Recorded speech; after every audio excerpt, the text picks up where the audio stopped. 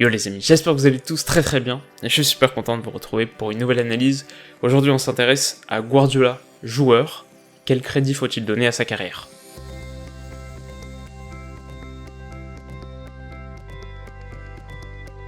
Alors pour commencer, au commencement, Guardiola rejoint la Masia à ses 13 ans et gravit progressivement les échelons de l'académie catalane avant d'être repéré par Johan Cruyff, qui l'appelle en équipe première et en fait à 20 ans un pilier de la fameuse Dream Team qui remporte en 92 la première C1 de l'histoire du Barça. En 11 ans de carrière à Barcelone, Guardiola disputera 263 rencontres avant de rejoindre Brescia en 2001. Il fera quelques apparitions sous le maillot romain, mais son passage en Serie A est un échec et ponctué par une affaire de dopage dont il sera plus tard acquitté. En 2003, il file à Al Ahly au Qatar, puis prend sa retraite après un ultime bail mexicain aux Dorados de Sinaloa.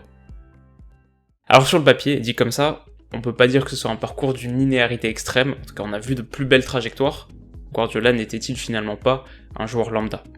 Bon, les délibérations finales attendront quelques minutes, mais ce qui est certain c'est que Guardiola n'était pas un joueur comme les autres. Frêle, un peu lent, et pas particulièrement endurant, le Catalan n'a pas grand-chose d'un espagnol. Et si au tournant des années 90, les entrejeux de Liga sont musclés, ce n'est pas seulement le fait de talents étrangers. Avant le tiki-taka, le foot ibérique se distingue par un sens de la lutte prononcé, et la sélection nationale, judicieusement surnommée la Furia Roja, en est une illustration saisissante. Donc on peut dire que si Guardiola joueur aurait sûrement bien fonctionné aujourd'hui, dans une ère qu'il a après tout significativement influencé et modelé, et à l'époque c'était plus compliqué et il doit essentiellement son salut à un seul homme, Johan Cruyff.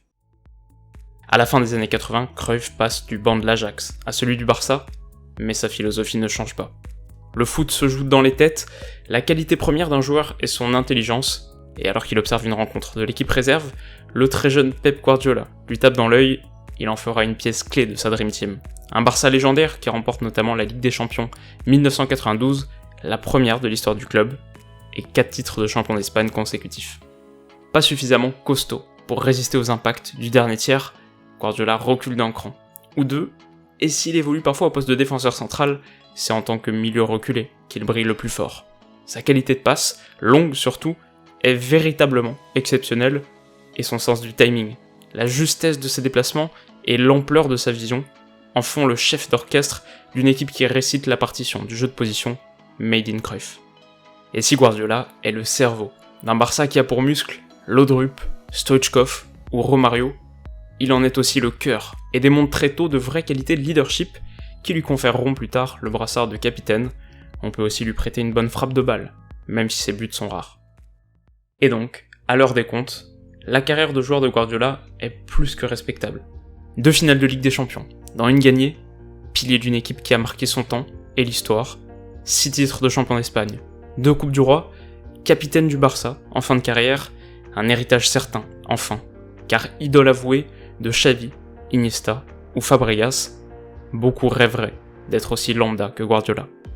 Alors la question maintenant c'est forcément, pourquoi est-ce que cette idée persiste? Et je pense qu'on peut invoquer plusieurs raisons. Déjà, Guardiola a eu la chance d'évoluer aux côtés de joueurs extraordinaires, mais qui lui font aussi de l'ombre. Stoichkov, Romario, Laudrup, Koeman, Rivaldo, Kluivert, Ronaldo, Figo, c'est souvent à travers eux qu'on pense le Barça des années 90. Deuxième chose ensuite qui peut jouer, à mon avis, c'est que la fin de carrière de Guardiola est objectivement loin d'être impressionnante. Après le Barça, que ce soit Brescia, l'AS Rome, quelques matchs à peine, l'Arabie Saoudite, le Mexique, on peut estimer globalement qu'il était cuit à 30 ans, ce qui d'ailleurs soulève un autre point, c'est que Guardiola, tout au long de sa carrière, n'a pas été épargné par les blessures, et il a réussi relativement peu de saisons complètes. Et puis passé entraîneur, et peut-être comme tous les entraîneurs, il s'est aussi fait des ennemis, et les quelques déclarations médiatisées d'Ibrahimovic, ou surtout celle très célèbre de Samuel Eto'o, ont peut-être installé l'idée d'un joueur médiocre. Enfin, je pense surtout que son succès écrasant en tant que coach a créé un contraste défavorable.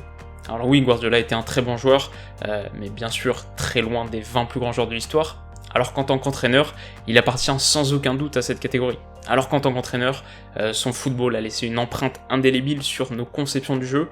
Voilà, il y a un décalage entre les deux Guardiola qui a tendance, je pense, à atténuer la réussite du premier. Peut-être aussi parce qu'en tant qu'humain et en tant que penseur, on a une sorte d'attirance naturelle pour ce genre de dissonance. La réalité, c'est qu'aujourd'hui, quel entraîneur actif du gratin mondial a été un plus grand joueur que Guardiola? Zidane, ok, mais c'est sûrement le seul qu'on peut citer avec certitude, avec Ancelotti et Deschamps peut-être en concurrent sérieux, tout le reste est nettement en dessous.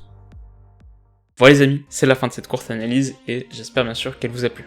Alors si c'est le cas, n'hésitez pas à mettre un petit pouce bleu si ce genre de format vous intéresse et que vous voulez continuer à en apprendre chaque semaine un peu plus sur le foot. Vous pouvez aussi vous abonner à ma chaîne, ce qui me fera très plaisir.